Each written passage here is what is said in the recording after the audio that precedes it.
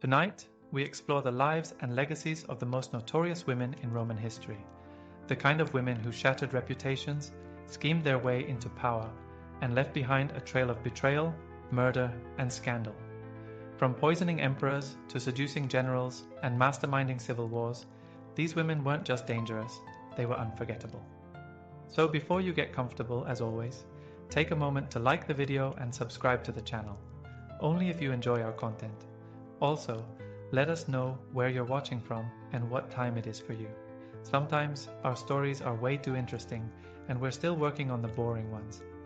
It's time now to dim the lights, turn on a fan for some background noise, and let's cover what we have for tonight, together.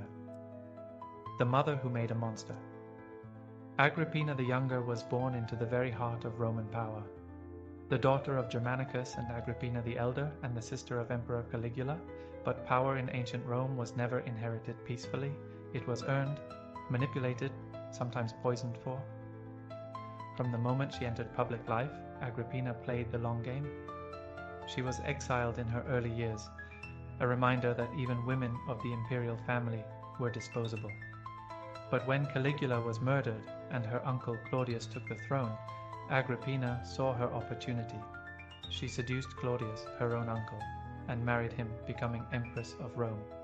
But she didn't want to be a consort, she wanted to rule. Agrippina's son from a previous marriage, Lucius Domitius Ahenobarbus, the boy history would remember as Nero, became her obsession. She orchestrated his adoption by Claudius, slowly elevating him above Claudius's own biological son, Britannicus. Every move was calculated, every ally carefully chosen. She had coins minted with her image beside the emperor's, something unheard of for a woman in Rome. And then, when Nero's place was secure, Claudius died. The official story was that he passed from illness. The whispered truth? Agrippina served him a dish of poisoned mushrooms, his favorite. Nero was crowned emperor at just 16, and at first, Agrippina ruled through him. She sat beside him in public, read his correspondence, met with senators. But Nero, like many sons of powerful mothers, began to resent her grip. He stripped her of her titles, removed her guards, even moved her to a separate residence. But Agrippina wasn't easy to eliminate. Nero tried to kill her with a collapsing boat, a trap that failed when she swam ashore. Finally, he ordered her assassination outright. She was stabbed to death in her villa. They say her final words were chilling. When the assassin raised his blade, she bared her stomach and said, "Strike here, for this poor Nero." Agrippina's life wasn't just a tale of ambition, it was a warning. In Rome, even the most powerful women lived on borrowed time, and those who created emperors often met their end at the hands of the very monsters they made. Chapter 2. Messalina, the Empress of Excess. Valeria. Messalina married the Emperor Claudius when she was still a teenager. On the surface, she was everything an empress was expected to be. Beautiful, young, of noble blood. But beneath that image, Rome whispered about her true nature, and the whispers didn't stay whispers for long. Messalina's name became synonymous with scandal. In a society that valued modesty, at least in theory, she was an open flame in a room full of oil lamps. While Claudius, a bookish and awkward man, buried himself in administrative work, Messalina turned the palace into her playground. She used her position not just for comfort, but for control. Senators, nobles, even military officers found themselves in her orbit, and sometimes in her bed. Those who pleased her were rewarded with promotion. Those who crossed her disappeared. But what truly shocked Rome wasn't just her affairs. It was the scale, the audacity, the hunger. One story, perhaps apocryphal but widely believed, tells of a competition between Messalina and a leading courtesan to see who could sleep with more men in a single night. Messalina reportedly won and kept going even after the other woman gave up. But lust was only part of her danger. She was politically ambitious, eliminating rivals with false accusations and executions. She wanted more than pleasure. She wanted permanence. And then she went too far. While Claudius was away, Messalina married her lover, the consul Gaius Silius, in a public ceremony.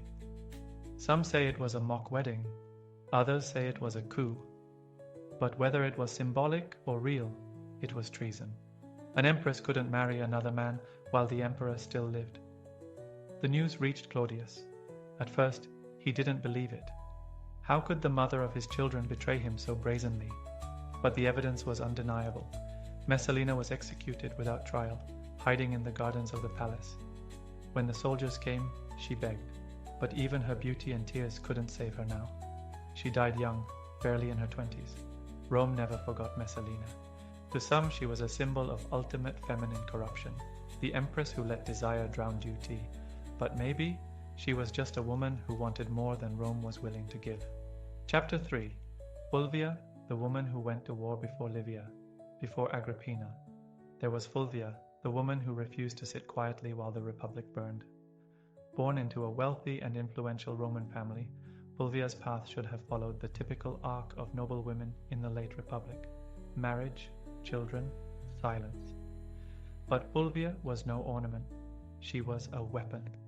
Her first two husbands, Clodius Pulcher and Gaius Scribonius Curio, were fiery populists, men who stirred crowds and challenged the elite. Both died violently, caught in the chaos of Roman politics. But Fulvia wasn't left grieving in silence. She stepped forward, taking control of their political legacies and, by extension, their mobs. Then came her third and most famous husband, Mark Antony. When Julius Caesar was assassinated, the Republic fractured into pieces. Fulvia stood at Antony's side, not as a passive wife, but as a strategic partner. She handled correspondence, managed political alliances, and when Antony left for the east, Fulvia did the unthinkable. She raised an army in his name. That's right. In a world where women couldn't even vote, Fulvia declared war. Her enemy? Octavian, the rising young heir of Caesar, who was threatening Antony's power and humiliating him publicly. Fulvia saw Octavian not just as a political rival, but a personal one. She believed he was tearing her husband's legacy apart. With Lucius Antonius, Antony's brother, Fulvia took up arms in what became known as the Perusine War. They seized cities, rallied soldiers, and occupied Perusia. For months, Fulvia resisted Octavian's siege. Supplies ran low, the people starved, but she held on. Eventually, the city fell. Octavian spared her life, barely. She fled to Greece, where she finally met Antony again. But instead of gratitude, she found distance. Antony blamed her for the war, for the fallout, for nearly destroying their cause. She died shortly after, alone and politically ruined. Was she overambitious? Certainly. But Fulvia wasn't driven by vanity. She was driven by loyalty. Her downfall came not because she overreached, but because she dared to reach at all. Fulvia remains one of the only women in Roman history to command troops in open rebellion, and for a brief, brilliant moment she didn't just influence Rome, she tried to rule it. Chapter 4. Julia the Elder, the princess who broke every rule. Julia the Elder was born into destiny. She was the only biological child of Augustus, the man who turned the crumbling Roman Republic into an empire. Her birth was not just celebrated, it was political. A symbol of a new Rome, reborn under one man's vision. And so, from the moment she could speak, Julia was raised not as a daughter, but as a piece on a chessboard. Augustus had strict plans for her. He passed moral reforms to restore traditional Roman values, laws against adultery, extravagance, and scandal. And to reinforce those values, he offered up his own daughter as the model Roman woman, beautiful, educated, dutiful. But Julia wasn't interested in being anyone's symbol. She was married off repeatedly for political reasons, first to Marcellus, then to Marcus Agrippa, and finally to Tiberius. Each marriage served Augustus's ambitions, but none served Julia's heart. So she rebelled, not with swords, but with scandal. She surrounded herself with poets, thinkers, and lovers. Her nights became legendary.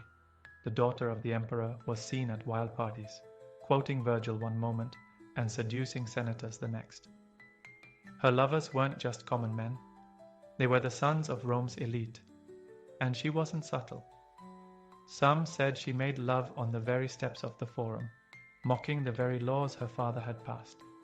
Others whispered she was forming a secret faction, with men more loyal to her than to Rome itself. Eventually, Augustus had no choice. His legacy, his laws, his image, all were threatened. And so, he did what no father wants to do. He exiled his own daughter. Julia was sent to a desolate island, Pandateria, windswept and barren. No visitors, no letters, no wine. Her sons were taken from her. Her name erased from coins and monuments. Once the jewel of Rome, Julia became a ghost. She lived out her final years in quiet disgrace, eventually dying of malnutrition and heartbreak.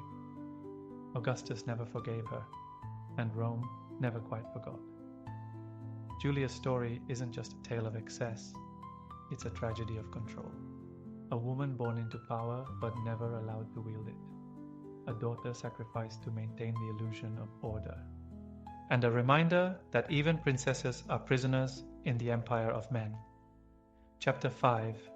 Livia Drusilla, the empress who ruled from the shadows. Before there was Agrippina, before Julia and Messalina, there was Livia. Livia Drusilla was the blueprint, the original empress, the quiet thunder behind the throne of Rome.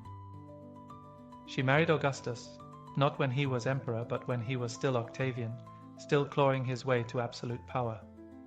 The union was swift, strategic, and scandalous. She was already married and pregnant by another man when Octavian took her as his wife, but none of that mattered.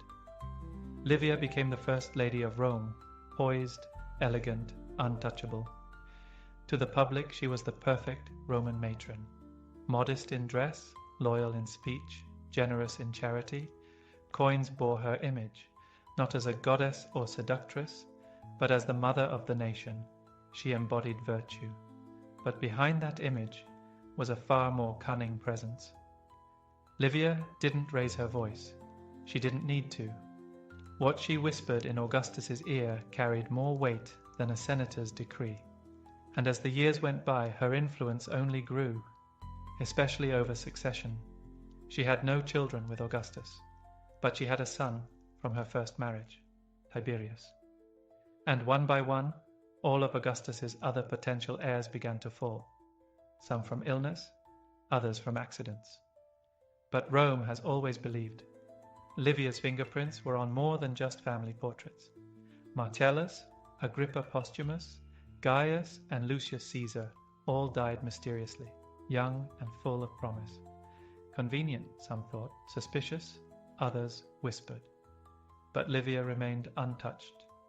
When Augustus finally died, possibly after eating a few too many fresh figs, which some suspected had been coated in poison, it was Tiberius who took the throne, her son, her blood, her plan. And Livia wasn't done. She took the name Julia Augusta and was granted honors reserved only for gods and emperors. Even after Augustus's death she ruled, now as the empress mother, the silent architect behind the imperial machinery. But Tiberius resented her. He saw her not as a mother, but as a manipulator. In his later years, he fled Rome and refused to even attend her funeral. Livia's life was a masterclass in restraint, patience, and power. She didn't need armies, she didn't need spectacle, she just needed time and everyone else to underestimate her. Chapter 6. Lucilla, the sister who tried to kill an emperor. Lucilla was born into the purple, the daughter of Emperor Marcus Aurelius, and sister to one of the most infamous emperors in Roman history, Commodus. If Marcus Aurelius was Rome's philosopher-king, then Commodus was its nightmare. Narcissistic, theatrical, and violent, he treated the empire like his personal playground. Gladiator games, public executions, statues of himself as Hercules. Rome had seen mad emperors before, but none quite like him. Lucilla watched all of this unfold with quiet horror. She had been raised to understand power and how to wield it. As a child, she was married to Lucius Verus, co-emperor with her father. She wore the title Augusta, Empress of Rome, before she was even 20. But after Verus died, Lucilla lost her crown and her position. All while Commodus rose, she was no longer at the center of the empire. She was now on the outside, watching as her reckless brother dragged Rome into chaos.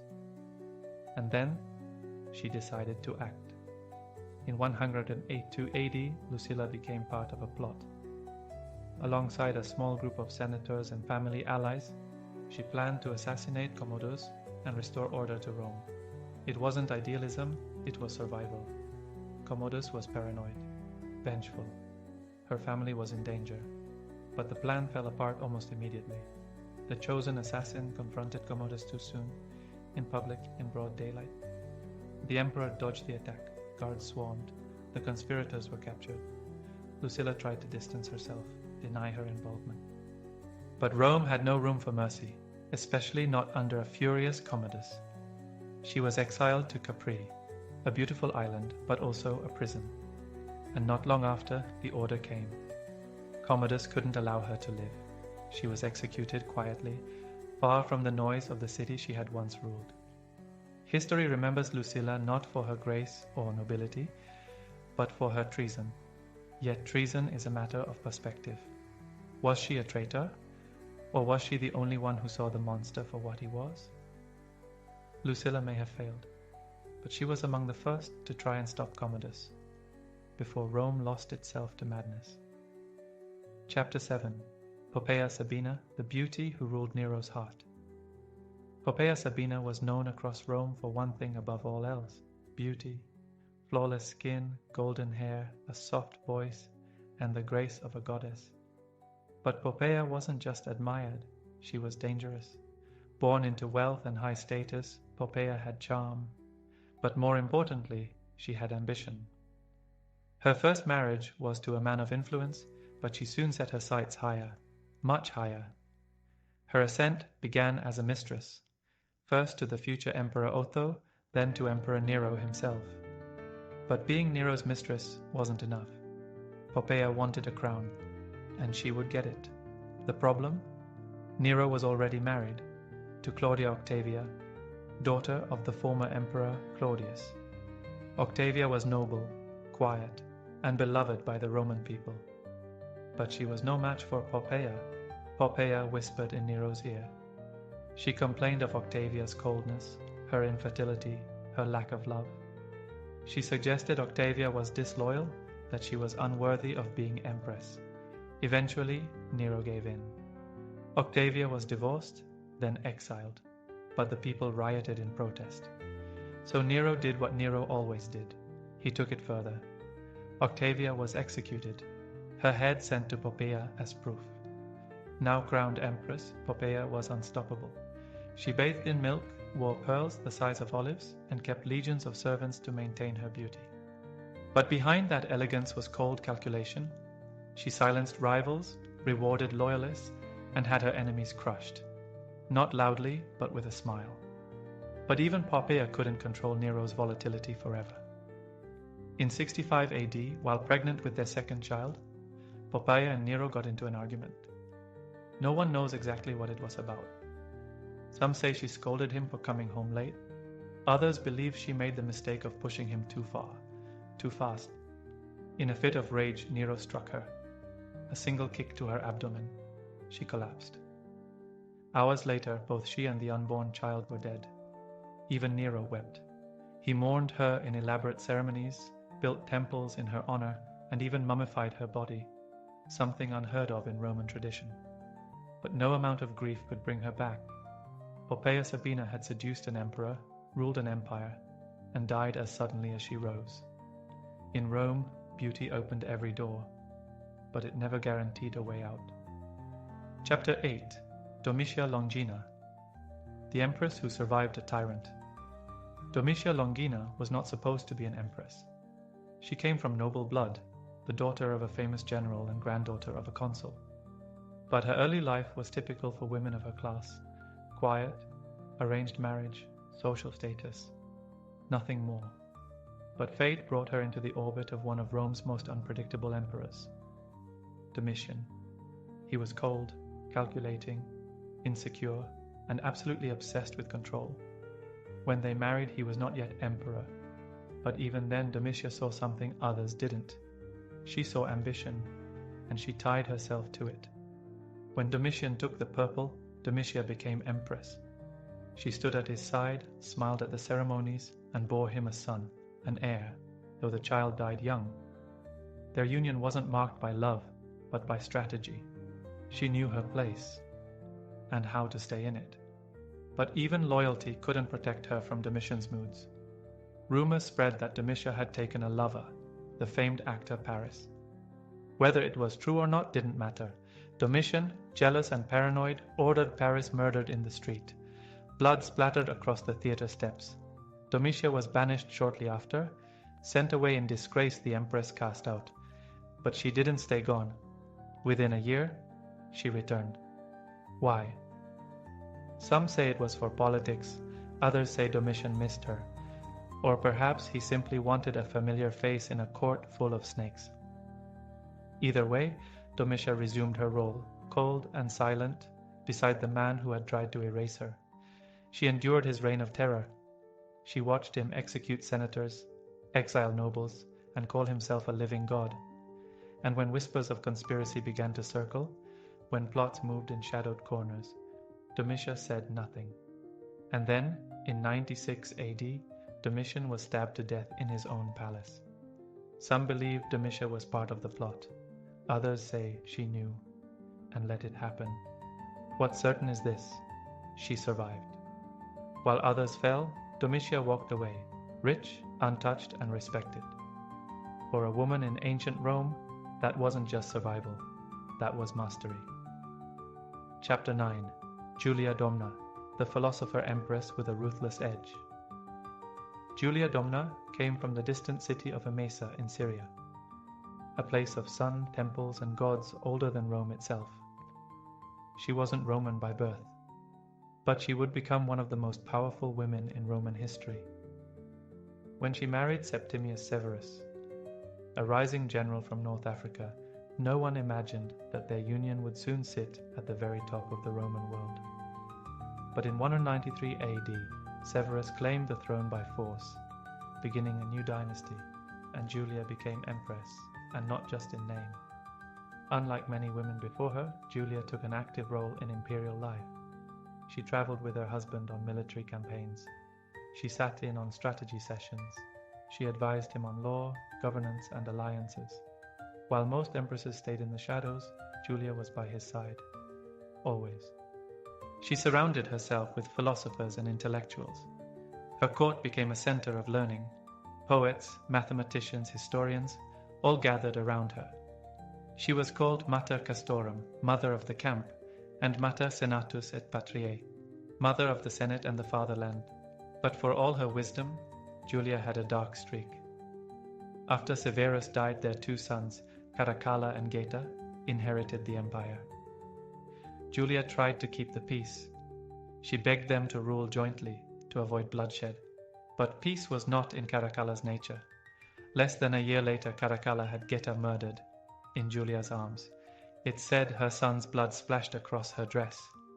She said nothing, and from that moment on, Julia Domna ruled once more, but now through Caracalla. He trusted no one except her. But his reign was brutal, and when Caracalla was finally assassinated on the road to a military campaign, Julia was left exposed. She had lost her sons, her husband, and the illusion of control. Rather than be cast aside, Julia chose her own ending. She stopped eating, locked herself away, and died of starvation, still wearing the robes of an empress. Julia Domna was a philosopher, a mother, a strategist, and a woman who held the empire together with poise and silence.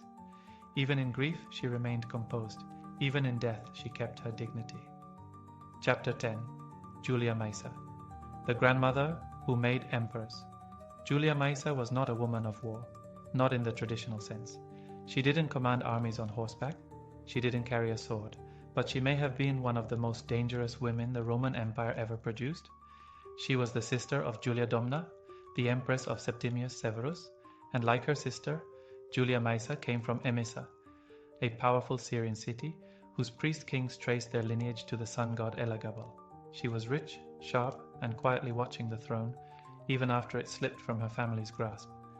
When her nephew, Emperor Caracalla, was assassinated, the Severan dynasty seemed finished. The new ruler, Macrinus, had no imperial blood, just a military pedigree. Maisa, now in her 60s, was exiled from court, along with her daughter and grandsons.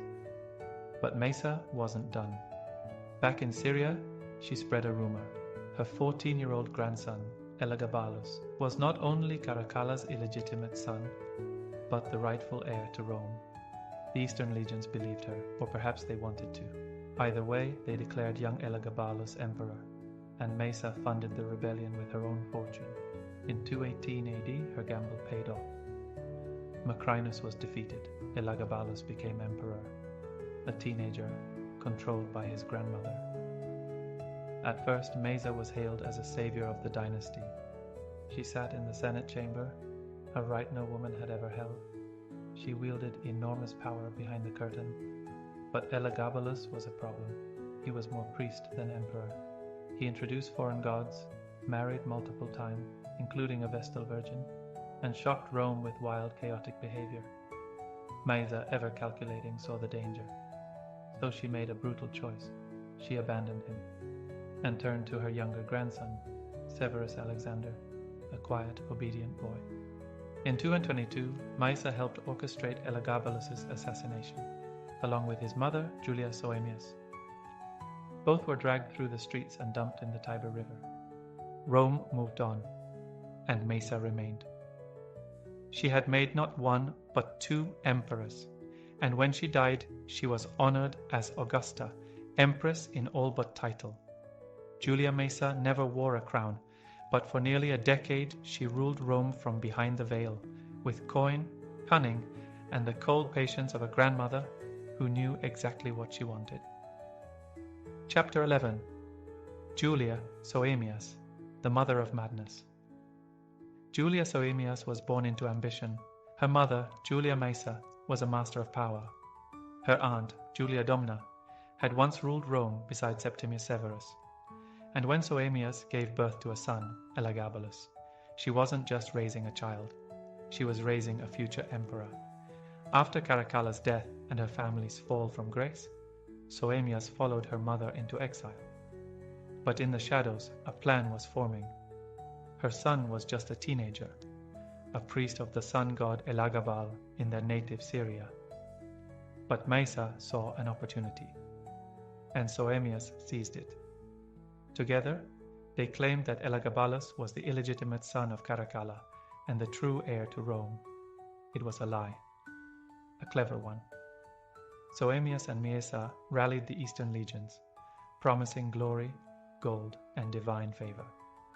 The soldiers declared for Elagabalus, and by 218 AD, the boy emperor, just 14, marched into Rome with his mother at his side. Soaemias was not just the emperor's mother. She was the power behind the throne. She held the title Augusta. Her name appeared on coins.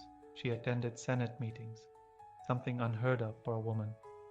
She held her own court, issued orders, and made decisions. But what she protected was chaos. Her son was unpredictable. He tried to replace Jupiter, the king of the Roman gods, with Elagabal, his eastern deity. He danced in priestly robes, married multiple women and men. He held public rituals that scandalized even the most liberal Romans. Soaemias didn't stop him, she encouraged him.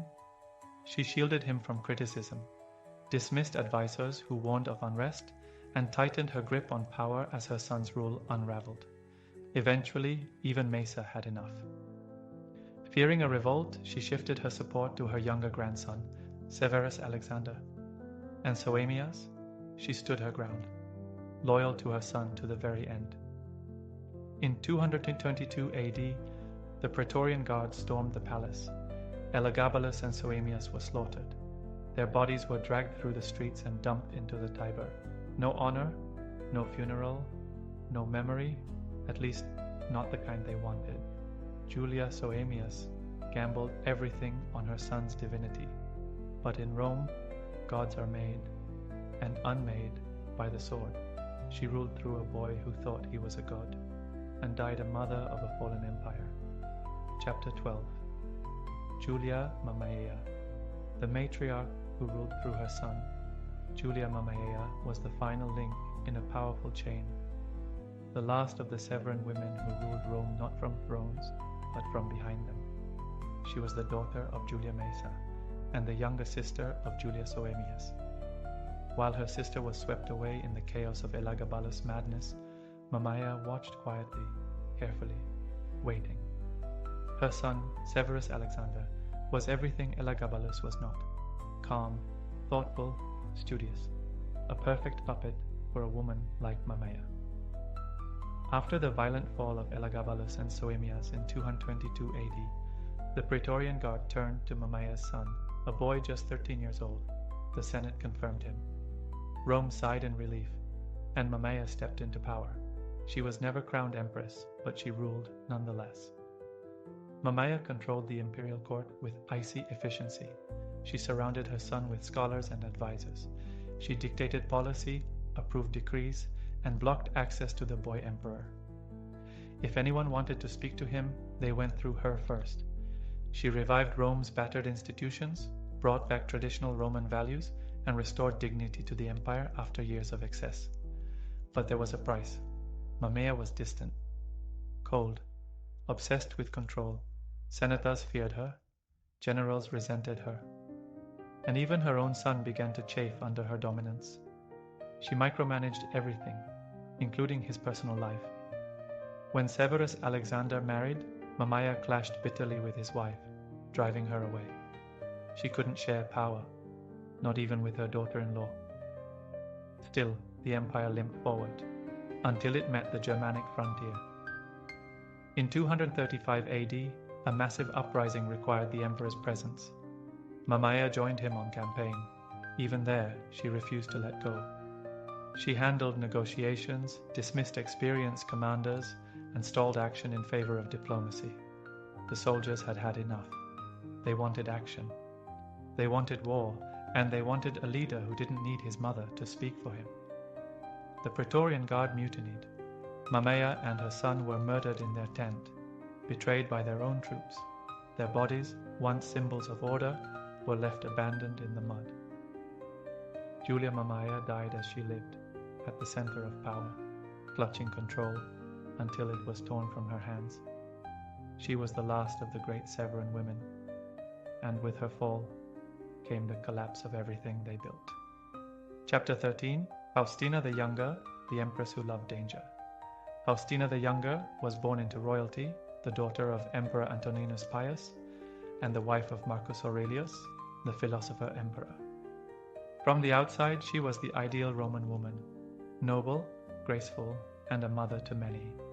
But behind that polished image, Faustina carried a reputation that made the Roman elite whisper. She was said to be passionate, dangerously so. While her husband meditated on virtue and Stoic philosophy, Faustina was rumored to be stirring chaos in the background. Ancient sources claimed she had numerous affairs, some with soldiers, some with actors, even gladiators, the lowest of the low in Roman society. Whether true or not, the gossip stuck.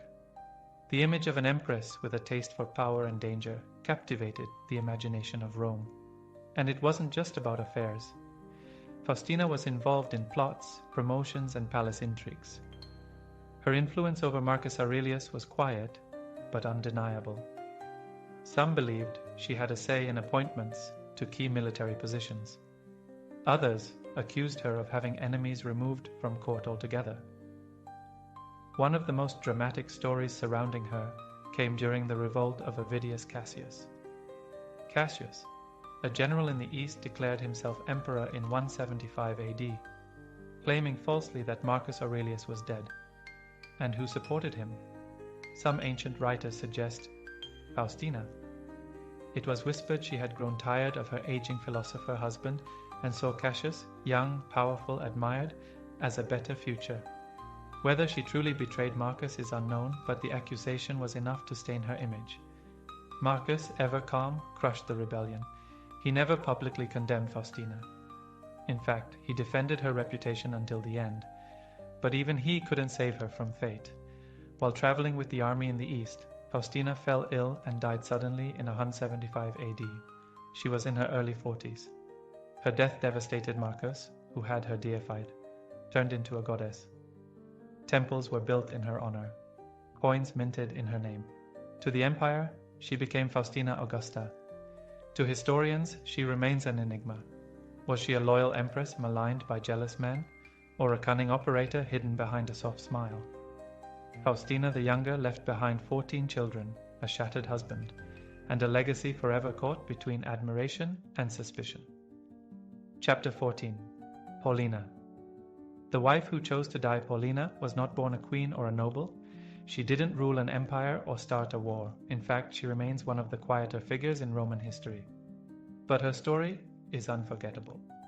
She was the wife of Seneca, the philosopher, playwright, and former advisor to Emperor Nero. Their marriage was one of deep respect and rare affection, something not often seen among Roman elites. Seneca, once powerful and close to the emperor, had fallen out of favor. His stoic teachings, his quiet wealth, his moral influence, they all made Nero uneasy. In 65 AD, the infamous Pisonian conspiracy sought to overthrow Nero. Whether Seneca was truly involved is unclear, but Nero saw his chance and ordered Seneca to take his own life. It was a quiet execution disguised as honor. Paulina, upon hearing the sentence, made a decision few would understand. She would die alongside her husband. In a Rome ruled by betrayal, fear, and self-preservation, Paulina's choice was both astonishing and defiant. She opened her own veins beside Seneca, determined to share in his fate. Their home became a tomb of silence, broken only by the sounds of flowing blood and whispered goodbyes. But Nero was watching, or rather, he was calculating. The death of Seneca? Necessary. The death of Paulina? Inconvenient. She came from a respected family. Her suicide might draw sympathy or questions. So at the last moment, Nero ordered her life to be saved. Physicians rushed in. They bandaged her wounds, forced air into her lungs, and slowly, painfully, Paulina survived. But she was never the same. The woman who emerged from that attempted death was pale, frail, and ghost-like. She bore the scars not just of the knife, but of a broken world. A Rome where love and loyalty were dangerous, where dying for someone could cost you your future and your peace. We don't know how long Paulina lived after that day. History fades around her, as it often does with women who refuse to play the role expected of them. But for a brief moment, she embodied something rare in imperial Rome. Silent courage. She didn't raise an army. She didn't poison an emperor. She just refused to let her husband die alone. Chapter 15. Calpurnia, the wife who dreamed of blood. In the final hours before the Ides of March, Calpurnia couldn't sleep. The night was restless, filled with dread and flickering visions. She dreamt of her husband, Julius Caesar, lying in her arms, bleeding, lifeless. A statue pouring with blood, cries in the dark, a warning she couldn't shake. Calpurnia wasn't a politician or a schemer. She was Caesar's third wife, married late in his life, chosen not for love but for alliance. Yet, of all the women who had come and gone in Caesar's world, Calpurnia was the one by his side when it mattered most, at the very end. She was quiet, loyal, dutiful, but not foolish. She knew what kind of man she had married, a man who had crossed the Rubicon, defied the Senate, and declared himself dictator for life. Caesar had enemies in every marble hallway of Rome. He walked among daggers disguised as smiles, and on that morning, March 15th, 44th BC, Calpurnia begged him not to go to the Senate. She pleaded, wept, told him her dreams were omens, that something terrible would happen. At first, Caesar listened. For a moment, the most powerful man in Rome, conqueror of Gaul, destroyer of Pompey, lover of Cleopatra, stayed home because his wife was afraid. But Rome does not bend to superstition, and men like Caesar do not stay hidden for long. Soon Decimus Brutus, one of the conspirators, arrived to coax him out. He mocked the idea of omens. laughed at the dreams, told Caesar he'd look weak if he didn't appear in public. And just like that, Caesar rose, dressed, and walked into history. Calpurnia never saw him alive again. When the news broke that her husband had been stabbed 23 times by men he called friends, Calpurnia didn't scream. She didn't faint. She simply gathered his personal papers, sealed his home, and gave Mark Antony what he needed to take control. She vanished quietly after that, her presence fading from the records. No revenge, no scandal, just silence. But those final moments, the dream, the warning, the helplessness, linger forever in the story of Caesar. Calpurnia didn't need power to matter. She saw the end, and no one listened. Chapter 16. Servilia Caepionis, the mistress who knew too much. Servilia Caepionis lived at the center of one of the most dangerous storms in Roman history, and somehow survived it. She was not an empress nor a warrior. But for decades, Servilia held the attention of Rome's most powerful men, and influenced events with little more than her presence, her bloodline, and her silence. She was the half-sister of Cato the Younger, the staunch Republican who died opposing Caesar. She was the mother of Marcus Junius Brutus, the man who would plunge a dagger into Caesar's chest, and she was, for over 20 years, Julius Caesar's mistress. Their relationship was no fleeting affair. It endured through marriages, war, and shifting alliances. Caesar was obsessed with her, even gave her properties and gifts that raised eyebrows in the Senate. Some claimed he gifted her a priceless pearl. Others whispered he once offered her access to sensitive political secrets. And when Servilia walked into a room, she didn't speak often. She didn't have to. She knew things. The most infamous story attached to her comes after Caesar's assassination. When Brutus and the other conspirators struck down Caesar in the Senate, many wondered, did Servilia know it was coming? The answer remains a mystery. But what we do know is chilling. It's said that Caesar once joked, during a Senate meeting, that if Brutus were plotting to kill him, he'd surely be safe since Servilia was selling out the entire conspiracy to him already. Was it a joke? A warning? A truth he chose to ignore? Some accounts suggest Servilia tried to warn Caesar on the day of the Ides, not with dreams, like Calpurnia, but with political caution. Others say she kept quiet, torn between her lover and her son. After the assassination, Servilia did not celebrate, nor did she flee. She stayed in Rome, calmly enduring the collapse of the Republic and the rise of vengeance. When Brutus eventually died in battle, hunted down by Mark Antony and Octavian, Servilia lived on, alone, grieving, and yet untouched, as though Rome itself feared her too much to strike. Servilia's power was never official.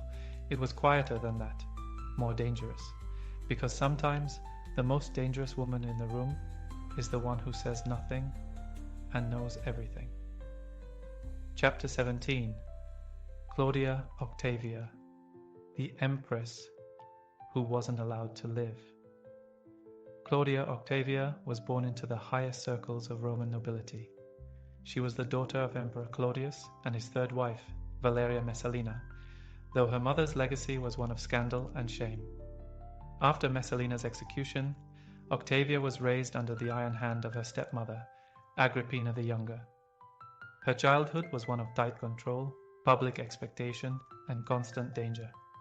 She was trained not to speak, but to survive.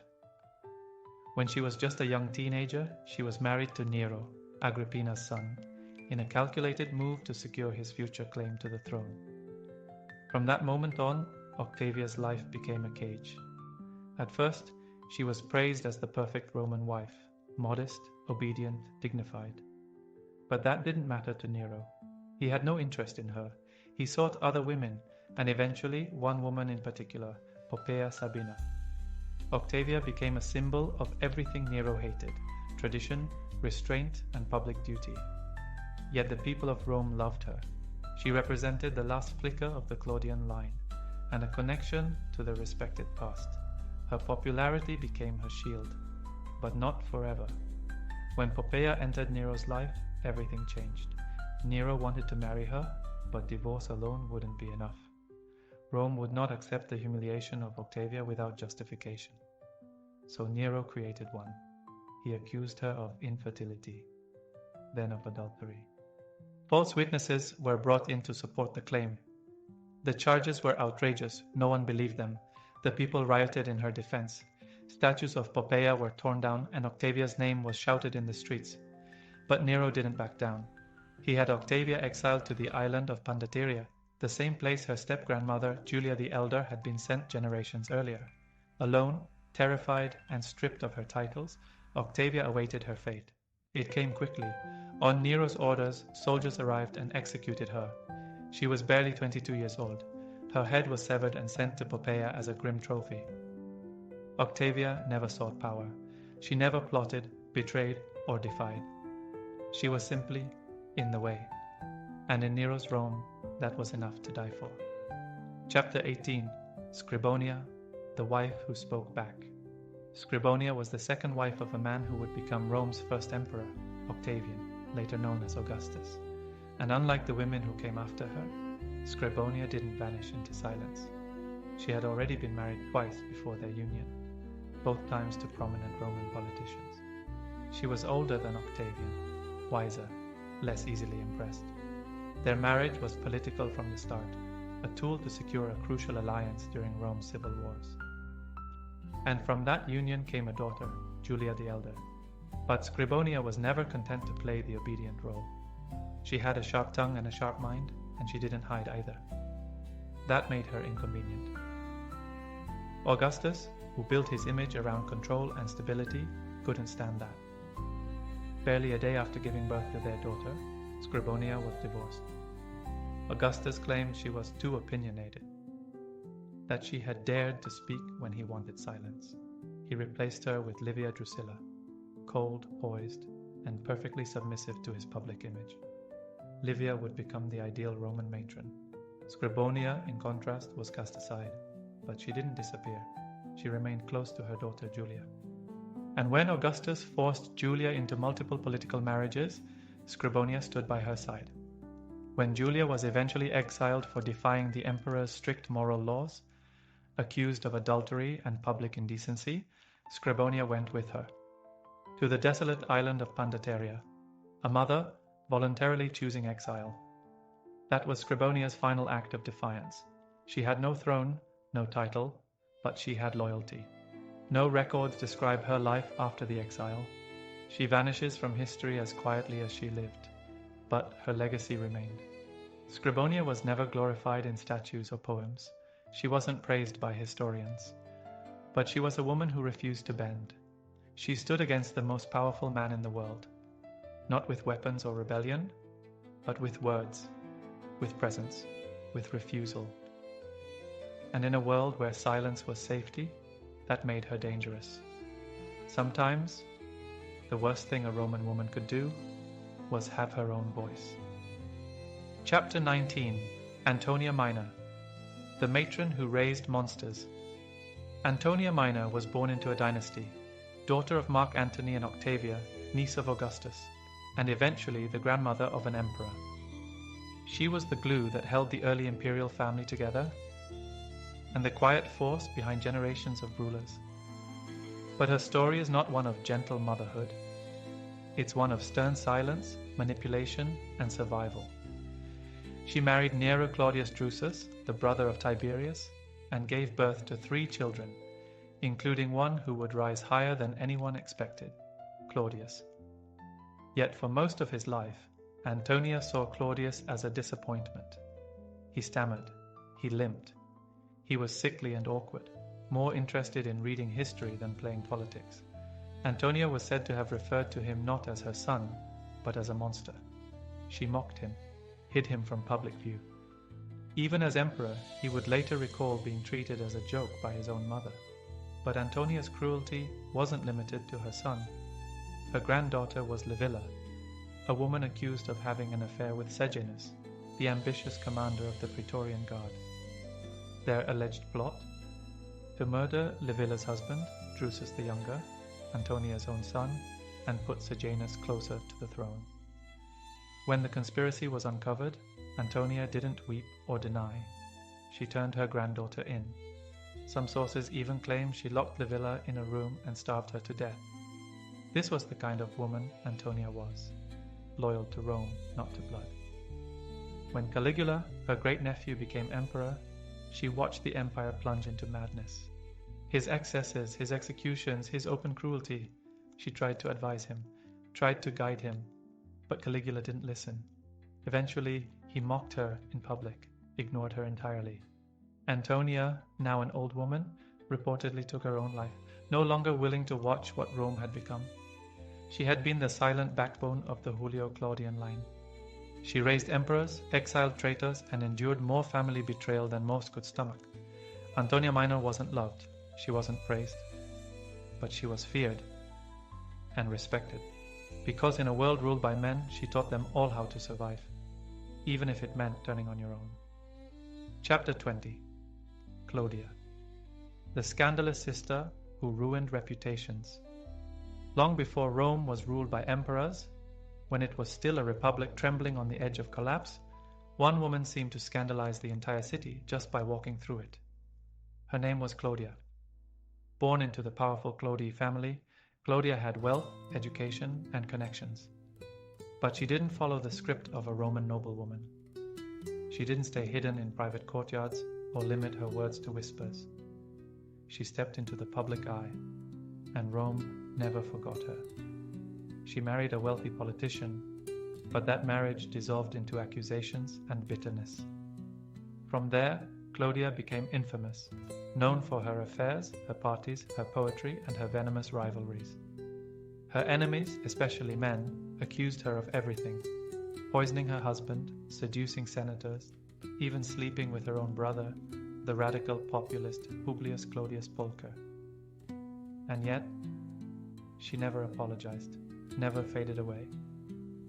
Claudia's most famous scandal came when she accused a man named Marcus Caelius Rufus, her former lover, of attempting to poison her. The trial that followed was a spectacle. Caelius was defended by none other than Cicero, Rome's most famous orator, and Cicero didn't hold back. In his speech Pro Caelio, he didn't just defend his client, he attacked Claudia. He called her a seductress, a liar, a woman who lived like a prostitute in a noble's house. He painted her as dangerous, unpredictable, and morally diseased. It was character assassination dressed in rhetoric. But Claudia didn't vanish after the trial. She lived on in poems and rumors. Some believe she was the inspiration for the mysterious Lesbia in the love poems of Catullus, a woman both adored and despised, worshipped and cursed in the same breath. Who was Claudia really? A manipulator? A victim? A rebel? Maybe all of the above. She refused to be silent, refused to be respectable. And in a society where women were expected to be invisible, Claudia made herself unforgettable. She used her wit like a blade, her beauty like a weapon, and her name like a thunderclap in Roman gossip circles. Claudia didn't seek political office. She didn't need to. She destroyed reputations with a whisper. And in ancient Rome, that was often more powerful than any sword. Chapter 21. Cornelia Africana, the mother who birthed a revolution. Cornelia Africana was not scandalous. She didn't poison rivals or seduce emperors. In fact, she was praised for the very opposite: her virtue, her intellect, and her quiet strength. But beneath that modest exterior was a revolutionary soul. She was the daughter of Scipio Africanus, the general who defeated Hannibal, one of Rome's greatest heroes. Born into immense prestige, Cornelia could have lived a life of luxury and comfort. Instead, she became known for something far rarer in Roman history: her mind. She married Tiberius Sempronius Gracchus, a respected statesman, and bore 12 children. Only 3 survived into adulthood, 2 sons and a daughter. And it was through those sons, Tiberius and Gaius Gracchus, that Cornelia would help shake the foundations of the Roman Republic. After her husband died, Cornelia refused to remarry, despite proposals, including one from the king of Egypt. She chose instead to devote herself to her children and their education. She surrounded them with Greek philosophers, historians, and thinkers. Her home became a training ground for minds, not just bodies. When a wealthy matron once mocked her for not wearing fine jewelry, Cornelia simply gestured to her sons and said, "These are my jewels." But what she raised them to become shocked Rome. Tiberius and Gaius Gracchus became radical reformers. They pushed for land redistribution, grain subsidies, and the empowerment of the plebeians, the common people. Their speeches electrified the masses and enraged the elite. Tiberius was killed first, clubbed to death on the Capitoline Hill. A few years later, Gaius followed, hunted by the Senate, driven to suicide. And Cornelia, she mourned, quietly, with dignity, but she did not retreat. Instead, she wrote letters, she welcomed guests, she spoke proudly of her sons and their ideals. Her home became a museum of resistance, her words preserved in Roman memory. The elite tried to erase the Gracchi legacy, but Cornelia kept it alive. She never wielded a sword, never led a revolt. Yet through her intellect, her will, and the sons she raised, Cornelia Africana became one of the most dangerous women in Roman history because she planted an idea in the minds of Rome's future, and ideas, as we know, are harder to kill than men. Chapter 22. Marcia the Mistress Who Ended an Emperor. Marcia's story is one of love, betrayal, and ultimate vengeance. She was not born into royalty, nor did she seek power for herself. But fate and a cruel emperor gave her a chance to wield it nonetheless. She was the mistress of Emperor Commodus, the notorious ruler whose madness would be immortalized in history. Commodus was the son of Marcus Aurelius, a philosopher king, but he was nothing like his father. He was obsessed with power, vanity, and blood, a gladiator in the arena, a tyrant at court. He spent his reign indulging his whims, throwing Rome into chaos, and alienating anyone who might stand against him. But Marcia was different. She was his confidant, his lover, and for a time the only woman who seemed to have a modicum of control over him. She had the emperor's ear, and she used it to protect herself, and perhaps even to protect Rome from his growing insanity. For years, Marcia tolerated Commodus's erratic behavior. He was cruel, paranoid, and prone to violent outbursts. But their relationship was more than just one of power. Marcia loved him, or at least loved the man he could have been. But love can be fragile in a world like Rome, especially when one partner has the power to destroy the other with a single word. Commodus's paranoia grew. He began to see enemies everywhere, even among those closest to him. And Marcia, though loyal, could not escape the suspicion that his madness would eventually consume them both. In 192 AD, Commodus's reign finally reached its bloody conclusion. The Praetorian Guard, dissatisfied with his rule, conspired against him.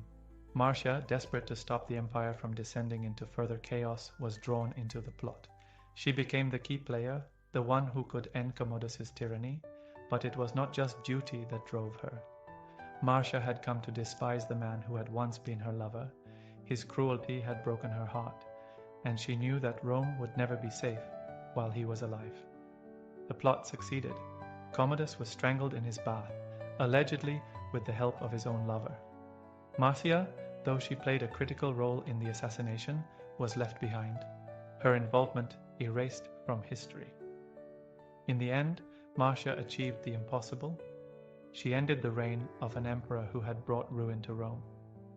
She did so not with a sword, but with a whisper, a plot, and the quiet determination of a woman who knew that sometimes the only way to survive was to make the hardest choice of all.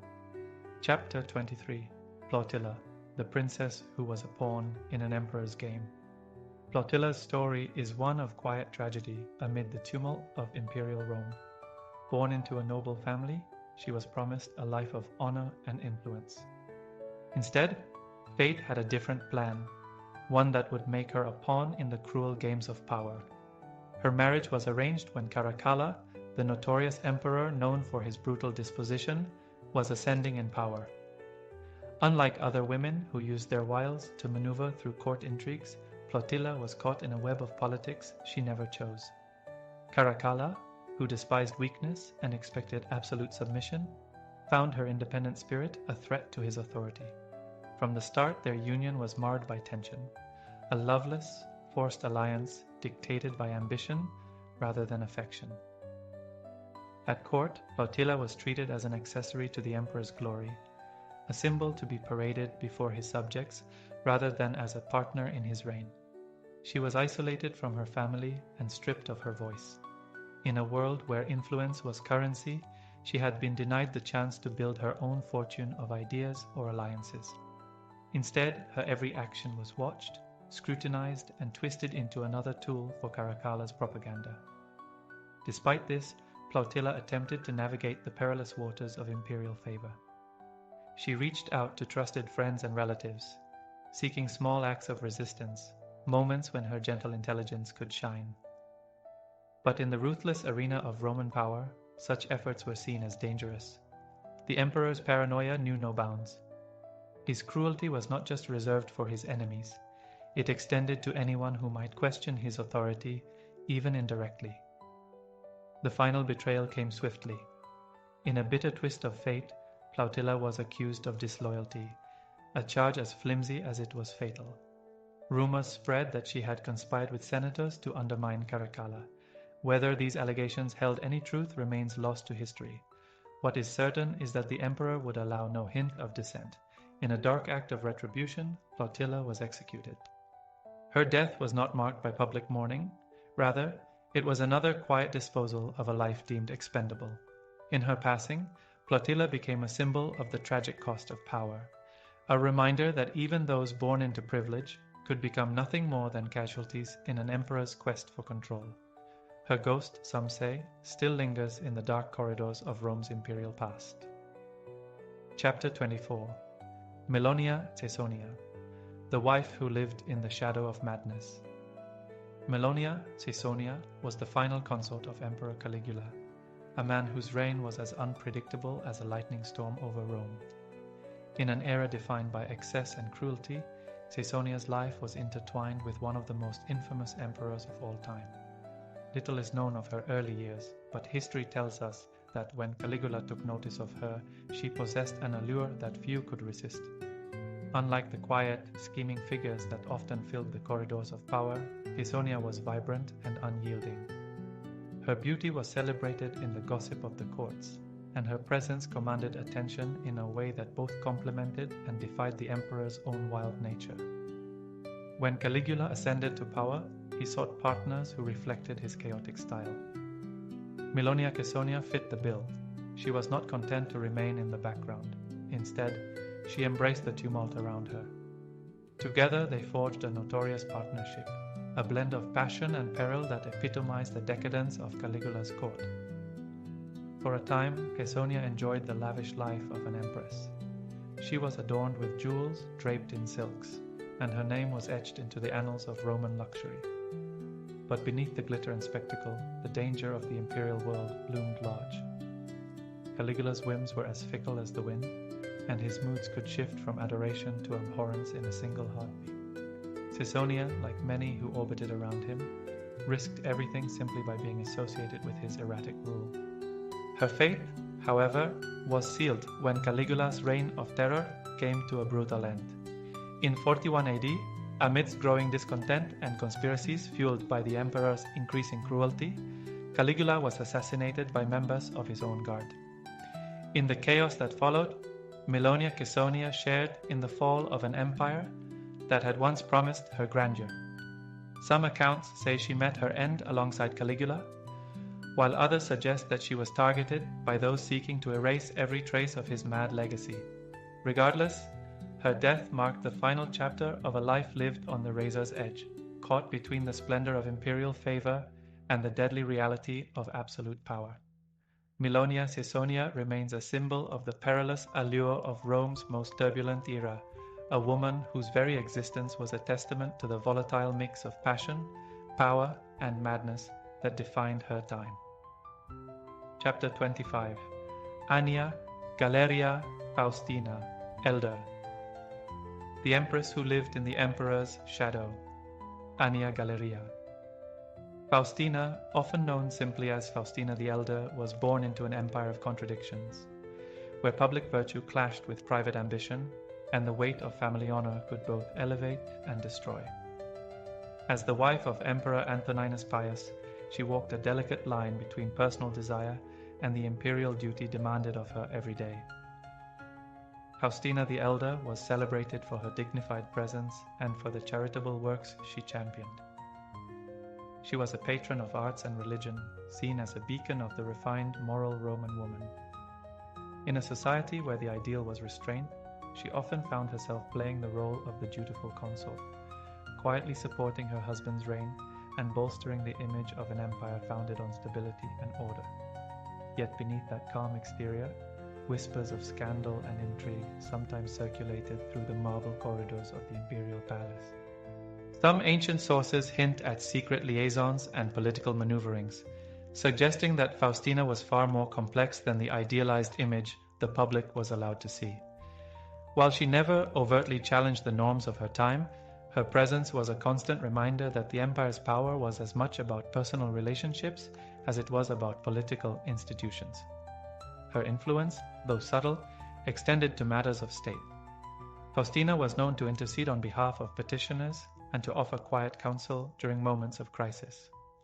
Her opinions, often shared in hushed conversations behind closed doors, helped shape the compassionate image of Antoninus Pius's reign, a period later celebrated as one of relative peace and prosperity. Yet, that same compassion was double-edged. Her efforts to mediate disputes sometimes stirred jealousy among rivals and suspicion among those who preferred a more ruthless approach to power. Tragedy also touched Faustina's life. The early deaths of several of her children and the relentless pressures of court life weighed on her, casting a long shadow over her later years. Despite the honor of deification following her death, a rare tribute to a woman of her time, her legacy remains bittersweet. She was remembered as an empress who embodied the promise and pitfalls of a reign built on virtue and tempered by the relentless, unforgiving nature of imperial Rome. Annia Galeria Faustina lived quietly in the emperor's shadow, yet her life illuminates the profound complexities of power, duty, and the human heart in one of history's most storied empires. Chapter 26. Theodora, the actress who became empress. Theodora's journey from the stage to the imperial court is one of the most remarkable transformations in Roman and later Byzantine history. Born into humble origins, Theodora began her life as an actress, a role looked down upon by the upper echelons of society. Yet she possessed a rare combination of wit, charm, and unyielding determination that would ultimately defy every expectation. In a world where a woman's worth was measured by her lineage and modesty, Theodora dared to dream of power. Her beauty and intelligence drew the attention of a man who would change her destiny forever: Justinian, the ambitious general who would later become emperor. Captivated by her spirit, he chose her not for her noble birth, but for the strength and insight that shone through her every word and gesture. When Justinian ascended to the throne, Theodora was crowned his empress, a title that came with both honor and tremendous responsibility. Yet her rise to power was not without its challenges. Many in the court scorned her past, questioning her suitability for the role. But Theodora was resolute. She set about reshaping the empire's policies, fiercely advocating for reforms that would benefit the downtrodden and marginalized, particularly women and the poor. Her influence was felt in laws that improved conditions for female workers, outlawed brutal practices, and even protected children from exploitation. Theodora was more than a reformer, she was a master of court politics. With a blend of empathy and strategic acumen, she navigated the treacherous waters of power with a steady hand. When natural disasters struck or political conspiracies emerged, Theodora's counsel was sought, and her decisive actions often steered the empire away from chaos. Her dedication to justice and her courage in the face of opposition earned her not only respect, but a lasting legacy that would be remembered long after her death. Yet, even as she championed the vulnerable, Theodora remained a polarizing figure. Some admired her for the bold strides she made in an empire governed by tradition. Others condemned her, unable to reconcile the image of a former actress wielding such immense power. In the end, Theodora redefined what it meant to be a woman in power, transforming from a scorned entertainer into one of history's most influential empresses. Her story is a testament to resilience, ambition, and the transformative power of courage in the face of societal norms. Chapter 27. Helena, the saintly mother with a hidden agenda. Helena, the mother of Constantine, is often celebrated as a saint, a woman who found the true cross and paved the way for Christianity's spread. But behind the halo and pious iconography lay a woman of formidable ambition and complexity, whose influence was as far-reaching as it was controversial. Born into obscurity, Helena's rise to prominence was nothing short of meteoric. After marrying Constantius Chlorus, a modest officer in the Roman army, she bore a son who would eventually transform the empire. When her son Constantine ascended to power, Helena's own destiny shifted dramatically. No longer was she just a humble wife, she became the architect of her own legacy. Helena used her newfound position to champion the cause of Christianity. She embarked on a series of pilgrimages, searching for relics and holy sites, and is credited with the discovery of the true cross. To the devout, this was nothing less than divine intervention, a miraculous sign that her faith was justified. But behind the reverence lay a calculated ambition. Helena was determined to secure her family's place in history, and she knew that aligning herself with the rising tide of Christianity would cement her power for generations to come. Her influence extended far beyond religious matters. Helena used her wealth and connections to support charitable works, fund the construction of churches, and even influence political decisions. She was not content to be remembered solely as a saintly figure. She wanted to be seen as the guiding force behind Constantine's empire. Critics have argued that her actions, while cloaked in the guise of piety, were driven by a relentless desire for control and legacy. Helena's legacy is a tapestry of contradictions. To some, she is a paragon of virtue, her pilgrimage a symbol of spiritual awakening, her relics a testament to faith. To others, she represents the darker side of ambition, a woman who manipulated both religion and politics to serve her own ends. In a world where power was rarely shared, Helena carved out a domain of influence that defied the traditional roles prescribed to women. As the mother of the first Christian emperor, Helena's story is woven into the very fabric of Rome's transformation. But her life also serves as a reminder that even the most hallowed figures in history can possess hidden depths, and that the pursuit of power often comes with a price.